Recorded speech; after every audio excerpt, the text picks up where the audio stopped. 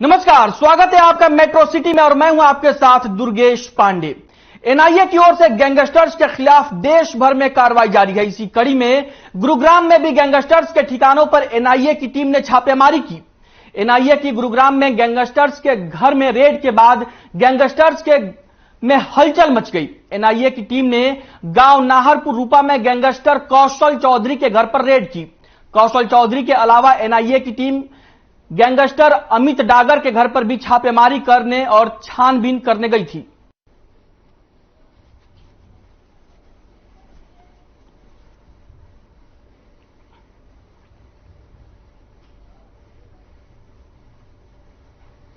वहीं झज्जर जिले के गांव माजरी में एनआईए की टीम ने छापा मारा है। दरअसल ये छापेमारी गैंगस्टर्स के साथ संबंध को लेकर की गई, जहां अपराधी कवित के घर करीब 5 एनआईए अधिकारी पहुंचे, जिनमें से एक महिला सब इंस्पेक्टर भी शामिल थी। एनआईए की टीम के साथ स्थानीय पुलिस और सीआईए पुलिस अधिकारी भी पहुंचे, जहां कवित और उसके परिजनों से करीब 4 से 5 घंटे तक पूछताछ की गई।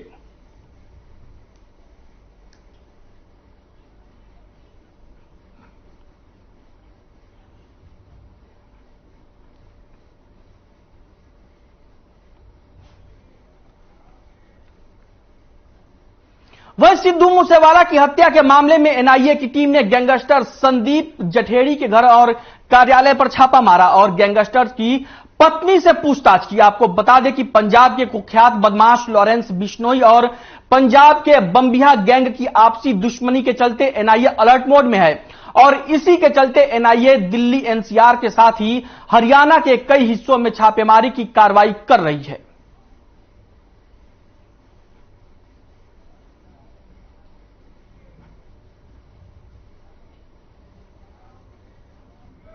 वहीं सोनीपत में जिला परिवाद और कष्ट निवारण समिति की मासिक बैठक का आयोजन किया गया। बैठक में 15 में से 11 शिकायतों का निपटारा किया गया। बाकी की 4 शिकायतों को आने वाली बैठक के लिए लंबित रखा गया है। इसी दौरान परिवहन और खनन मंत्री मूलचंद शर्मा ने कहा कि यह काम 15 सितंबर से खोल दिया जाएगा। वहीं अवैध खनन पर पूछे गए सवाल के जवाब में परिवहन मंत्री ने कहा कि मुझे दिखाओ कहां है अवैध खनन।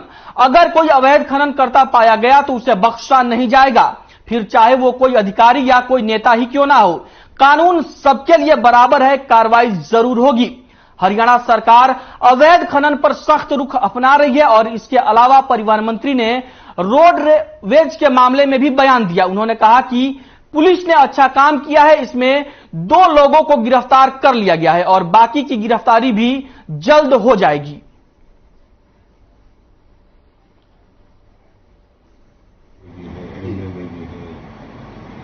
टोटल 15 शिकायत थी, 11 का समाधान हुआ है, 4 पेंडिंग है। प्रदेश के मुख्यमंत्री मनोहर लाल जी के नेतृत्व में सरकार लोगों के प्रति समर्पित है और अधिकारी काम में लगे हुए हैं। अधिकारी अपने दायित्व का पूरी तरह से निर्वहन कर रहे हैं और मेरा ये कहना है कि लोगों की छोटी छोटी समस्या है, पारिवारिक समस्या है और पारिवारिक समस्याएं क्या है कि हम तक नहीं आनी चाहिए, परिवार में सामाजिक मर्यादा में निपटनी चाहिए और जितनी भी लोगों की समस्या होगी सरकार उनको सबको ठीक कर पंचायत सरकारी देंगे।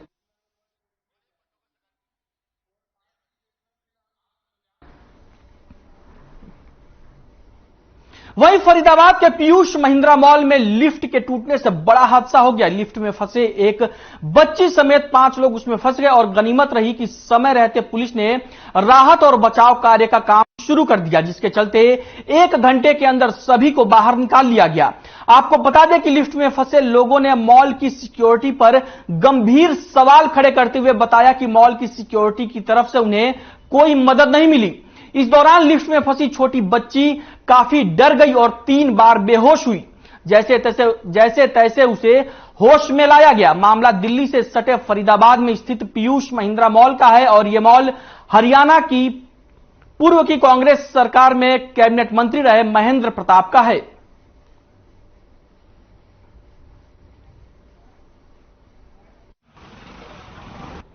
केक लेने गए थे और डिनर करने के लिए गए थे। तो कम से कम 1 घंटे हम लोग लिफ्ट में फंसे रहे। तो हमने फिर अपने लिफ्ट के अंदर लाइट वाइट नहीं थी और बुरी तरह हम लोग फंसे हुए थे बेसमेंट के अंदर। तो हमने अपने मीडिया फ्रेंड्स वगैरह को फ़ोन किया, पुलिस को फ़ोन किया, डीएसपी ऑफिस वगैरह। तो वहाँ से फिर पुलिस वगैरह पहुंची है। उन्होंने फिर इनके मैनेजर्स वगैरह को बुलाया। यहाँ पे कोई इनकी मेंटेनेंस टीम नहीं थी, इनका कोई भी इंजीनियर टेक्नीशियन अवेलेबल नहीं था। तो किसी तरह जो इनका पार्किंग वाले ने किसी ने देखा and then he started helping us. उन्होंने फिर लोगों को इकट्ठा किया, बुलाया। तो किसी तरह फिर पुलिस पहुंच गई थी। पुलिस ने फिर हमें पानी वानी नीचे पहुंचाया, छोटी बच्ची थी साथ में। अपना जो है ना कि पीयूष मॉल है जो अपना मेट्रो चौक से मस्जिद की तरफ जाते हैं ना, वहाँ पे हमारे पास 10 बजे कॉल आई कंट्रोल से, अपने सीपी ऑफिस से, कि भाई वहाँ ऐसे लिफ्ट में जो है ना कुछ व्यक्ति वहाँ अंदर घुस गए हैं, लिफ्ट खराब हो गए हैं। इतला मिलती है हमें ना, तुरंत वहाँ पर पहुंचे, फटाफट हमारी डायल 112 वहाँ पहुंची, एसएचओ साहब अपने कोतवाली सोमवीर जी वहाँ पहुंचे, चौकी इंचार्ज वहाँ पहुंचे, हमारी फटाफट वहाँ से जो है ना हमने अपना जो उसका मालिक था उसको फोन किया, इलेक्ट्रिशियन थे उनको फोन किया। जब वो चाबी चुबी वगैरह निकाल करके उनको कम से कम आधा घंटा लग गया वहां से निकालते।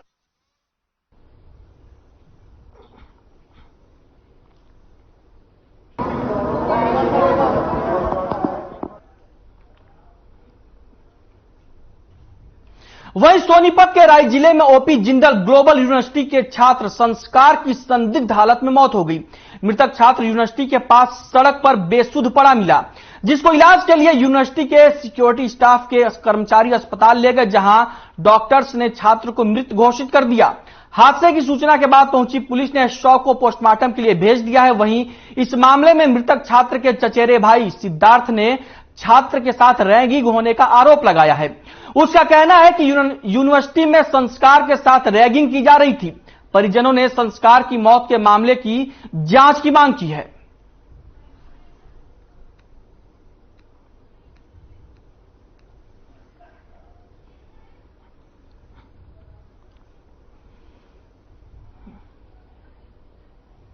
खबर फरीदाबाद से है, जहां सदर थाना इलाके में बीती शाम करीब 7 बजे एक 25 साल के युवक की लोहे के पाइप के नीचे दबने से मौत हो गई।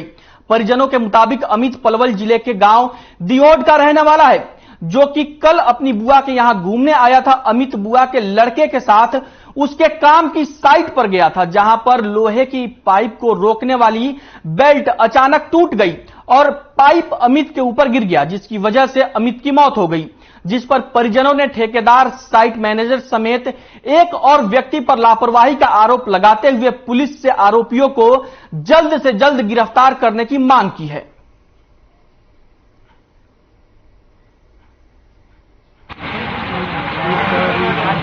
तक जो है अपने पब्लिक हेल्थ में नौकरी करते थे, लेकिन उनके जो है बुआ के लड़के ने कोई काम ले रखा था यहाँ पर, वो करते थे काम। तो वो किसी काम से फरीदाबाद आए हुए थे। उसने मिलने के तौर पे फोन मिलाया, तो मिलने के तौर पे उन्होंने उसको बुला लिया अपने पास।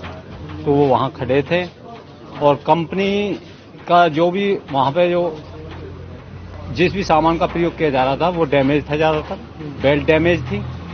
और पॉप लाइन से जो पाइप डाल रहे थे तो उस डैमेज बेल्ट के कारण जो है पाइप ऊपर से गिर गया। अमित कुमार जी अपने बुआ के लड़के के साथ बात कर रहे थे, वहां पर उनके ऊपर गिर गया वो। उससे उनकी लापरवाही के कारण कंपनी के जो कर्मचारी हैं उनके विरुद्ध, कंपनी के जो ठेकेदार हैं उनके विरुद्ध सख्त से सख्त कार्रवाई करनी चाहिए। हमें रात के टाइम सूचना प्राप्त हुई थी कि ग्रीन बेल्ट सेक्टर 2 के अपोजिट एमपी चौक के पास पॉपलैंड के से एक पाइप छूटने के कारण एक लड़के की मौत हो चुकी है, जिस पर तुरंत हमने कार्रवाई करते हुए वह मौके पर पहुंचे।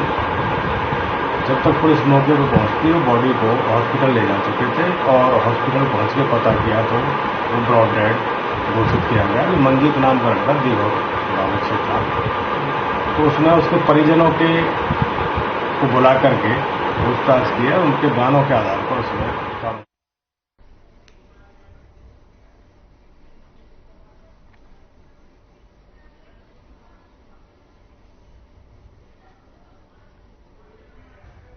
वहीं फरीदाबाद में पुलिस को बड़ी सफलता मिली है। बताया जा रहा है कि पुलिस ने 5 लुटेरों को गिरफ्तार किया है। आपको बता दें कि आरोपियों ने हथियार की नोक पर करीब लाखों रुपए की वारदात को अंजाम दिया था। वहीं एसीपी क्राइम सुरेंद्र शोरान ने बताया कि गिरफ्तार किए गए आरोपियों में सरफराज, नवाब खान, आकिब, समीर और सलमान का नाम शामिल है। आरोपी सलमान दिल्ली के संगम विहार का रहने वाला है। वहीं 4 अन्य आरोपी फरीदाबाद के इस्माइलपुर के रहने वाले हैं। आगे उन्होंने कहा कि मामले में आरोपी समीर के खिलाफ पहले से भी चोरी, अवैध हथियार के 2 मुकदमे दर्ज हैं। वहीं पुलिस आरोपियों के खिलाफ मामला दर्ज कर जांच में जुटी है।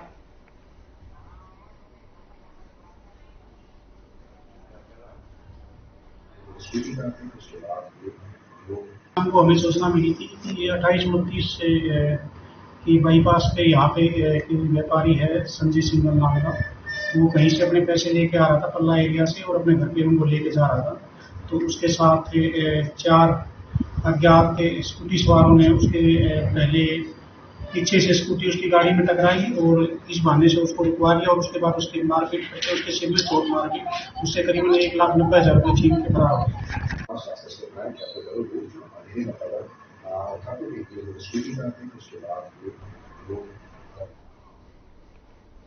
वहीं फरीदाबाद में महिलाओं को ब्लैकमेल कर उनसे जबरन वसूली और यौन शोषण करने का मामला सामने आया है।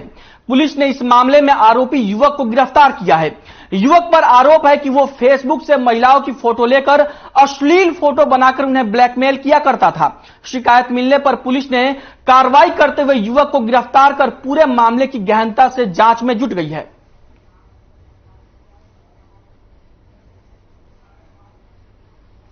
ये गणेश दत्त नाम का एक अलीगढ़ का रहने वाला आरोपी है जो पेशे से ट्रक ड्राइवर है, जो लॉन्ग रूट पे ट्रक लेके जाता है। इसके पास 2 मोबाइल फोन है, जिसमें से एक मोबाइल फोन वो सिर्फ इसी जो गलत हरकत करने के लिए रखता है, जिसमें ये जो फेसबुक पे जो महिलाएं हैं, लड़की हैं जो अपना फोटो लगा लेती हैं, उन्हीं को सर्च करता है और उनके फेसबुक में जाके और उनके मोबाइल नंबर निकालता है और फिर उस मोबाइल पे जो कोई भी जो लड़की होती है उसका फेस लगाकर नीचे बॉडी किसी और की लगाकर जो न्यूड फोटो होती हैं और जो दूसरी गलत हरकत की फोटो होती हैं वो उनको भेज के और उनके साथ बातचीत करता है।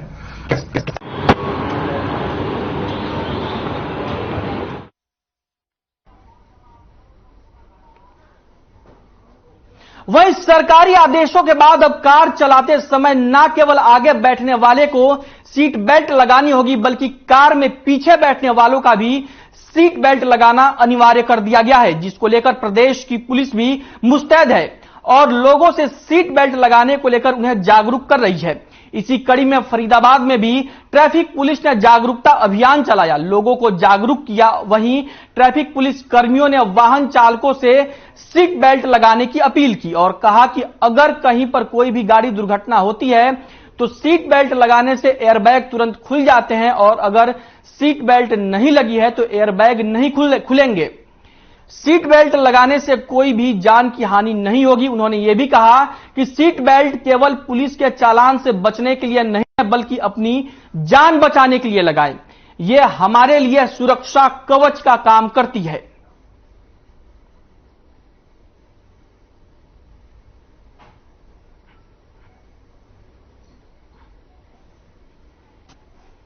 नहीं, अभी तो जागरूक कर रहे हैं जो उनको, फिर मानेंगे। पीछे कोई भी जैसे एकदम ब्रेक लग गए गाड़ी के या कोई एकदम गाड़ी आगे आ जाती है या कोई पशु आगे आ गया तो एकदम ब्रेक लगेंगे तो पीछे वाला आगे आता है जी, बिल्कुल शीशे की तरफ, तो फायदेमंद तो है ही जी वो।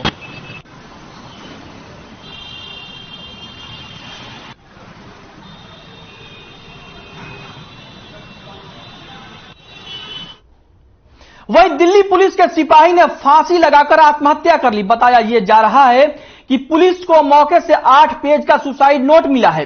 इस सुसाइड नोट में मृतक ने गांव के 3 लोगों को अपनी मौत का जिम्मेदार ठहराया है। इसके अलावा 7 अन्य लोगों पर भी रुपए वापस ना देने का आरोप है। जानकारी के मुताबिक इस मामले में कुछ पुलिसकर्मी भी शामिल हैं। फिलहाल पुलिस ने शव को कब्जे में ले लिया है और उसे पोस्टमार्टम के लिए अस्पताल भेज दिया है। वहीं परिजनों के बयान के बाद पुलिस मामले की जांच में जुटी हुई है।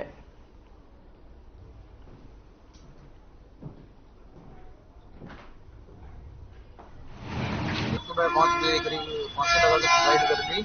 और उसके पीछे जो है गांव के कुछ दबंग लोग थे जो पैसे के लिए दबाव बना रहे थे। उसका घर से निकलना भी मुश्किल कर दिया था। अंत में फिर सब लोगों से परेशान होकर उसने आखिरी में फिर यही डिसाइड किया कि अपने आप को खत्म कर लेने की ठीक है। उसके छोटे छोटे 2 बच्चे हैं, एक 2 साल का है, एक 4 साल का है। अब उनके पास उसकी परवीन की जमीन जायदाद घर दबंगों ने अपने नाम करवा दिया। सर सुबह 5 बजे के लगभग सुसाइड कर लिया। मेरे पास सूचना मिली कि ऐसे ऐसे परवीन ने फांसी लगा ली। मैं अपने घर से गया तो वहाँ पे काफी लोग खड़े थे। जो हमने अंदर जाके देखा, पंखे से चुन्नी बांधकर फांसी पर लटका हुआ था। उसको उतार लिया गया। हम हॉस्पिटल लेके आए उसको, सरकारी अपना बहादुरगढ़ सरकारी सिविल हॉस्पिटल। जाके डॉक्टर साहब ने मृत घोषित कर दिया। उसकी जेब से, परवीन की जेब से रिंकू को जो भी चाहता है मेरे सुसाइड नोट मिला। 4 पेजों का सुसाइड नोट।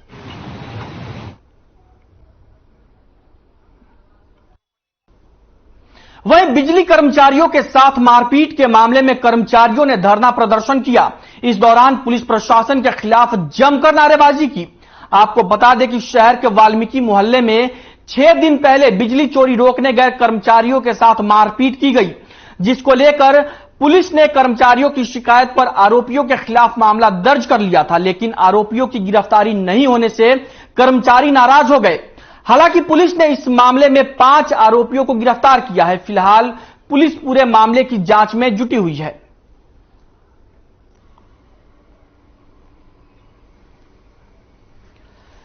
बहादुरगढ़ की यह खबर है, जहां पर कुछ दिन पहले बिजली कर्मचारी जांच के लिए गए थे तो उनके साथ मारपीट की गई थी, जिसको लेकर बिजली कर्मचारियों ने पुलिस में रिपोर्ट दर्ज कराई थी। लेकिन मामले में अभी तक कई लोगों की गिरफ्तारी नहीं हुई है, जिसको लेकर कर्मचारी पुलिस प्रशासन की कार्यप्रणाली से नाराज हैं और इसको लेकर कर्मचारियों ने धरना प्रदर्शन किया और पुलिस के खिलाफ नारेबाजी की।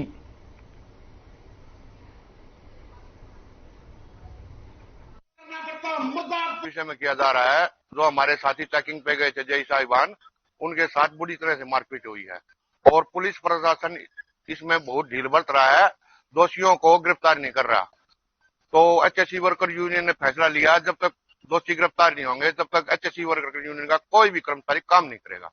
5 आरोपियों को गिरफ्तार कर लिया है और बाकी इसमें जो भी आरोपी और मिलेंगे उनको भी तुरंत गिरफ्तार किया जाएगा और सख्त से सख्त कानूनी कार्रवाई की जाएगी।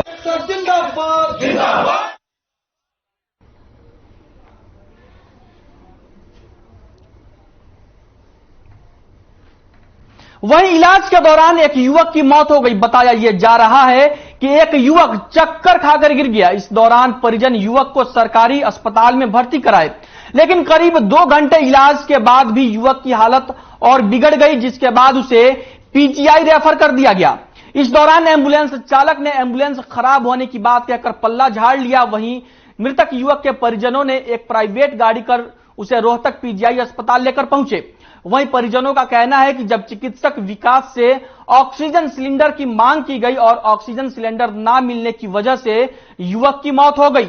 वहीं परिजनों ने चिकित्सकों की लापरवाही का आरोप लगाया है। फिलहाल पुलिस इस पूरे मामले की जांच में जुटी हुई है।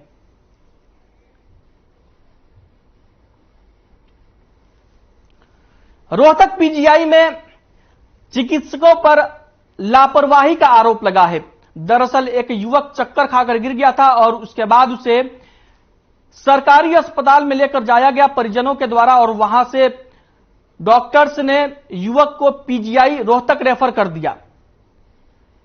रोहतक पीजीआई में परिजन युवक को लेकर पहुंचे, जिसके बाद परिजनों ने वहां डॉक्टर से ऑक्सीजन सिलेंडर की डिमांड की, लेकिन ऑक्सीजन सिलेंडर ना होने की वजह से युवक की मौत हो गई, जिसके बाद परिजनों ने डॉक्टर्स पर लापरवाही का आरोप लगाया। फिलहाल पुलिस ने पूरे मामले में एफआईआर दर्ज कर लिया है और मामले की जांच कर रही है।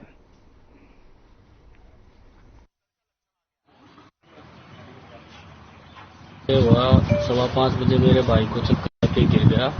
जब मैं उसको सिविल हॉस्पिटल डिगल में लेके गया तो 5:15 बजे जाने के बाद में डॉक्टर साहब ने, जो इंटर्न डॉक्टर साहब थे, जो मेन डॉक्टर साहब थे वो तो आए नहीं, दिखाइए नहीं दिए कहीं भी विकास जी, लेकिन इंटर्न थे, उन्होंने उसको ग्लूकोज की 2 बोतल लगाई। 2 घंटे तक वो बोतल चढ़ी फिर उसके बाद में जब बिल्कुल ये हो गया कि भाई अब पेशेंट बिल्कुल डेड होने वाला है, तो उन्होंने तुरंत कहा कि भाई, डॉक्टर विकास ने कहा कि भाई अब है ना इसको फटाफट आप पीजीआई ले जाओ। शाम को सूचना मिली थी करीब 9 बजे, भाई बुधराम है, रामधना लड़का, उसने बताया कि मेरे भाई की मौत हुई, डॉक्टर लापरवाही से हुई सिटी के लिए। तो मौके पर पहुंच के उन्होंने दरखास्त दी है, इस संबंध में बोर्ड द्वारा पोस्टमार्टम कराया जा रहा है। जो भी राय होगी निम्नानुसार कार्रवाई में मिलाई जाएगी। पोस्टमार्टम हो गया सर? नहीं सर, अभी चल रही है, सब कागजात दे दिए गए बोर्ड के द्वारा करा रहे? हाँ जी, बोर्ड के द्वारा।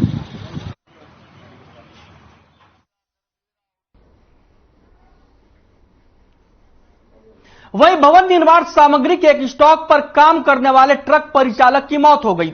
बताया जा रहा है कि बालोर से गाड़ी को खाली कराते वक्त ट्रक परिचालक का शव रोड़ियों से निकला।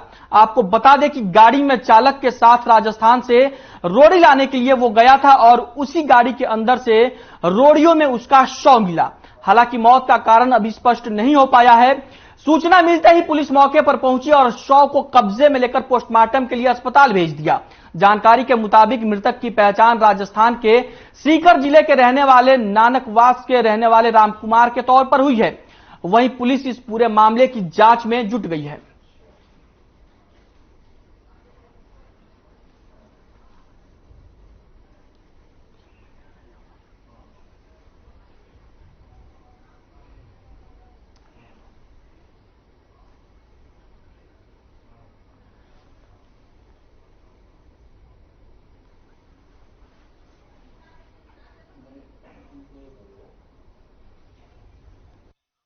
सीकर जिला राजस्थान।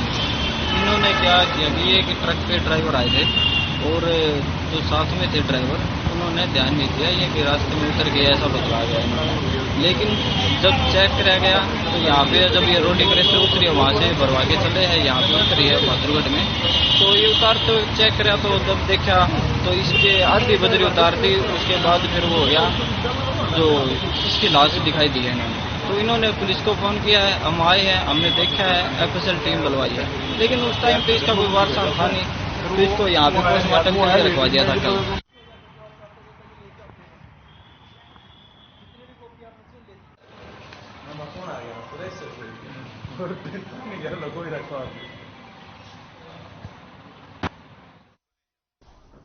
वहीं होमगार्ड ने लूट करने वाले आरोपियों को मौके पर दबोच लिया। इस दौरान 2 आरोपी मौके से फरार हो गए। दरअसल पीड़ित चालक ने बताया कि 3 युवकों ने एक टैक्सी बुक की और आरोपी ने अस्पताल से दवाई ली, फिर ड्राइवर को पीछे बैठाकर खुद गाड़ी चलाने लगे और गीता भवन चौक पर गाड़ी चालक ने अपनी गाड़ी टैक्सी के आगे अड़ा दी, जिसके बाद ड्राइवर को गाड़ी से उतरने का मौका मिल गया और वो जोर से चिल्लाते हुए वहां तैनात होमगार्ड्स की तरफ दौड़ पड़ा। होमगार्ड्स ने आरोपी को ओल्ड डीसी रोड पर गेस्ट हाउस के पास से पकड़ लिया। सूचना मिलते ही पुलिस मौके पर पहुंची और पुलिस ड्राइवर के बयान को लेकर जांच में जुट गई है।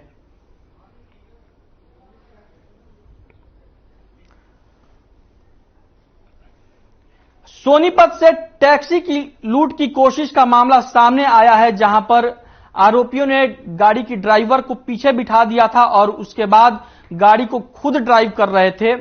टैक्सी को लूटने का उन्होंने प्रयास किया। इसी दौरान ड्राइवर को मौका मिल गया और वो दौड़ते हुए होमगार्ड्स के पास चला गया और पूरे मामले की जानकारी देने के बाद होमगार्ड एक्टिव हुए और उन्होंने आरोपियों को पकड़ लिया। मामले में 2 आरोपियों को मौके पर ही पकड़ लिया गया, जबकि 2 आरोपी फरार होने में कामयाब हो गए, जिसके बाद पुलिस ने अब मामला दर्ज कर लिया है और मामले की जांच में जुट गई है।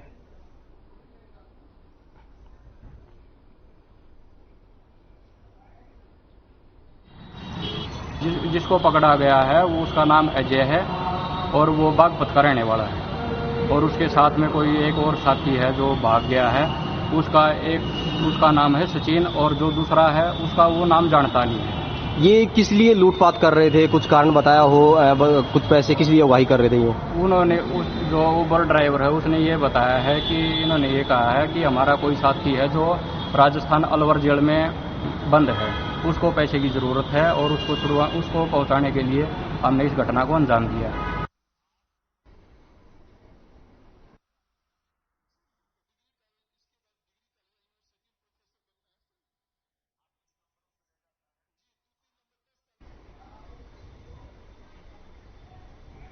मेट्रो सिटी में फिलहाल के लिए इतना ही। मुझे दीजिए इजाजत और आप बने रहिए हर खबर के साथ।